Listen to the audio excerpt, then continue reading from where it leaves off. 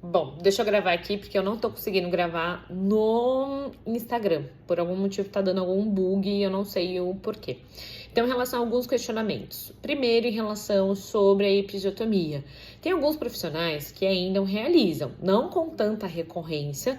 Por isso que uma das coisas que eu enfatizo aqui, pelo menos para as minhas pacientes e aqui também nas redes sociais, em relação ao plano de parto. Então, em uma das opções lá do plano de parto, você tem a opção, a escolha de fazer ou não, de aceitar ou não uma episiotomia. Tem ótimos profissionais aqui que falam assim, Paty, eu aprendi a fazer episiotomia, a gente aprendi isso na faculdade.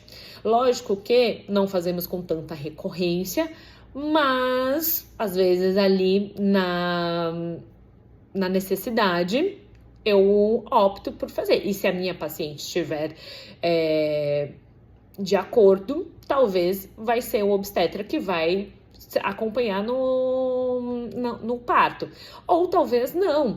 Por que talvez não? Porque ela entende que essa episiotomia é um trauma na região perineal e é um trauma muito importante.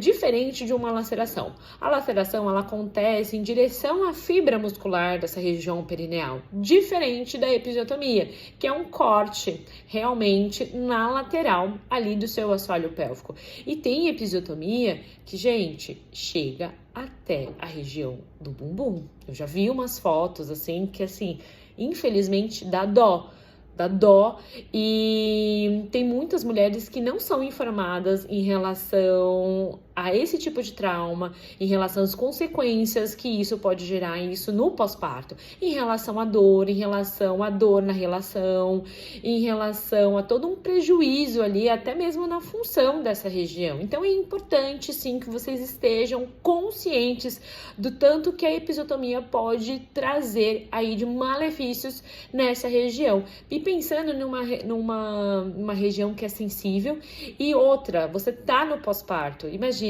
um ser humaninho depende ali exclusivamente de você e você tá totalmente fragilizada, vulnerabilizada e aí aquela região ainda também está traumatizada por conta dessa ocorrência. O que eu estou querendo enfatizar? Conhecimento é poder. Então, se você está de acordo e mesmo assim opta por fazer isso, perfeito. Essas são escolhas e cada um ali tem o livre-arbítrio para escolher. Porém, é ruim quando ela toma essa decisão e não sabe o que pode trazer de benefício, sendo que ela não teve nem a opção de escolher ou não fazer essa episiotomia, tá certo? Então, esse é o primeiro questionamento.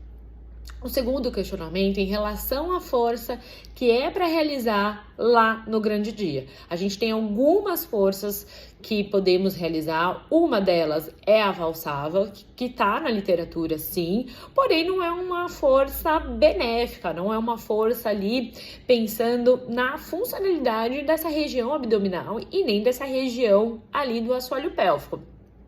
Tá certo? Porque aumenta a pressão intraabdominal e tem uma sobrecarga nessa região do assoalho pélvico. Um ponto específico que essa paciente veio me trazer hoje é porque a queixa dela é de um prolapso anterior. Então, o que eu quero dizer com isso? A bexiga dela está um pouco mais baixa. Sabe o termo bexiga caída?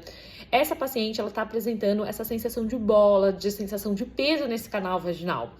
E o que ela foi orientada? Que durante essas 2 gestações ela fizesse essa força no parto.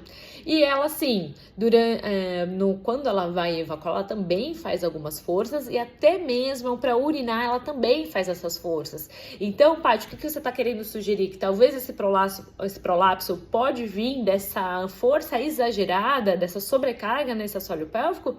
Provavelmente sim. Por quê? Porque a gente entende que esse assoalho pélvico é como se fosse uma rede que sustenta, uma das funções dele é sustentar esses órgãos, bexiga, útero e essa ampola retal, que é o finalzinho ali do intestino.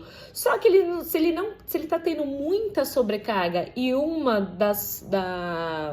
uma causa de aumento de sobrecarga é a gestação e ainda você tendo essa sobrecarga ainda rotineira, isso vai piorar, tá certo? Então é importante e é extrema importância, é essencial até fazer fisioterapia, até mesmo para o intuito de prevenção, que é o nosso maior objetivo, mas pensando em relação a tratamento realmente de fato.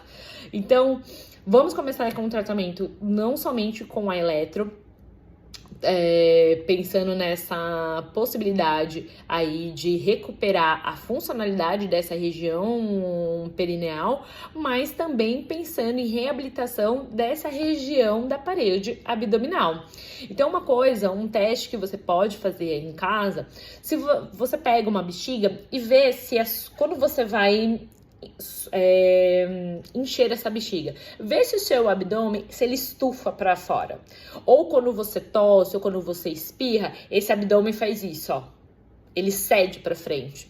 Se acontecer isso, essa pressão intraabdominal não está adequada, tá aumentando a sobrecarga lá embaixo.